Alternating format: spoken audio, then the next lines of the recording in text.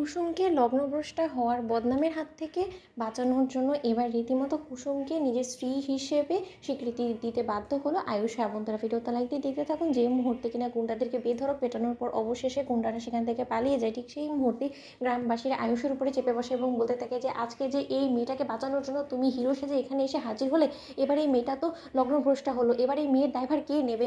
মা মরা মেয়ে বলে কথা, এই মেয়েকে এখন কেই বা পছন্দ করবে, কেই বা ওর দায়িত্ব নেবে? একবারও ভেবে দেখেছো? তাহলে তুমি এই বিয়েটা কেন বানচাল করলে? এত বড় দুঃসাহস তোমাকে কে দিয়েছে? তুমি একবার ওর বাবাকে জিজ্ঞেস করেছো যে ওর বাবার আদেও এই বিয়েটা বন্ধ করার কোনো রকম কোনো ইচ্ছে ছিল কিনা? ঠিক সেই মুহূর্তে আয়ুষ বলতে থাকে যে শঙ্কর কাকা এখানে আসতে পারেনি, তার মানে এটা নয় যে শঙ্কর কাকা মনে প্রাণে চায় যে এই গুন্ডার সঙ্গে কুসুমের বিয়ে হোক। নিহাতি কুসুমরা গরিব, কিন্তু তাই বলে এই গুন্ডার হাতে কুসুমকে হস্তান্তর করতে হবে সেটা কোথায় লেখা আছে? আর কুসুম কোনো রকম কোনো লগ্নভ্রষ্টা হয়নি, রীতিমতো ওকে জোর জবরদস্তি বিয়ের আসরে বসানো হয়েছে।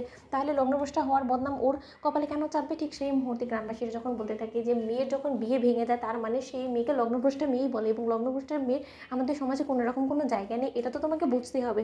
এবং এই মেয়ের এখন মরা ছাড়া কোনো উপায় নেই। অন্যদিকে যখন কুসুম বলতে থাকে যে ঠিক আছে, তোমাদের যখন এটাই মনে হয় যে আমার মরে গেলেই ভালো হবে, তাহলে বরঞ্চ এই বদনামের ভাগিদার হওয়া থেকে আমি মরে গেলেই বরঞ্চ তোমরা শান্তি পাবে, তাহলে আমি সেটাই করবো। অন্যদিকে এই কথা বলা মাত্রই যখন আয়ুষ বলতে থাকে 1 মিনিট, এটার সমাধান কি তাহলে আপনারাই বলে দিন। ঠিক সেই মুহূর্তে গ্রামবাসীরা যখন বলতে থাকে যে যতদিন পর্যন্ত না এই লগ্নভ্রষ্টা মেয়ের দায়িত্ব কেউ নিচ্ছে, ততদিন পর্যন্ত না ওকে কেউ স্ত্রী হিসেবে স্বীকৃতি দিচ্ছে, ততদিন পর্যন্ত এই মেয়ের এই গ্রামে থাকা চলবে না। ঠিক সেই মুহূর্তেই আয়ুষ নিজে থেকে সিদ্ধান্ত নিয়ে যখন পুরোহিত মশাই থেকে সিঁদুর কৌটো নিয়ে এসে সকলকে সাক্ষী রেখে কুসুমের সিঁথিতে সিঁদুর পরিয়ে দেয় এবং বলতে থাকে যে আশা করি এবার আপনাদের সকলের মুখ আমি বন্ধ করে দিতে পেরেছি এবং আপনাদের সকলের প্রশ্নের জবাব নিশ্চয়ই এতক্ষণ আপনারা পেয়ে গিয়েছেন, এবার আপনারা আসতে পারেন। আমি কুসুমকে আমার স্ত্রী হিসেবে স্বীকৃতি দিলাম এবং আজ থেকে কুসুম আমার স্ত্রী। কুসুমের আজকে থেকে নাম কুসুম গাঙ্গুলি। এবার হয়েছে তো? ঠিক সেই মুহূর্তে যখন কুসুম বলতে থাকে যে আয়ুষবাবু, আপনি এই ঝোঁকের বসে এরকম একটা সিদ্ধান্ত কেন নিলেন? আপনি একবার ভেবে দেখেছেন এর পরবর্তীতে আপনার গোটা বাড়িতে কত বড় একটা ঝড় নেমে আসবে? আজকে আপনার ভাইয়ের বিয়ে ছিল, সেই বিয়ে ছেড়ে আপনি এখানে কেন এসেছেন? কেন এই ঝামেলাটা পাকালেন বলুন তো?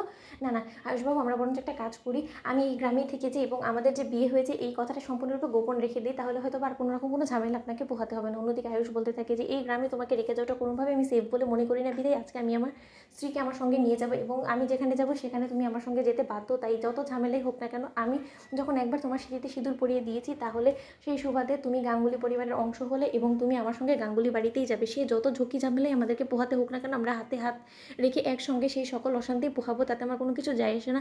কারণ আমি আশাবাদী যে মা অন্তত বুঝবে যে কোন সিচুয়েশনে পড়ে আমাকে এরকম একটা সিদ্ধান্ত নিতে হয়েছে। তার পরবর্তীতে মা যদি আমাকে শাস্তি হতো তাহলে আমি সেটা মাথা পেতে নেব।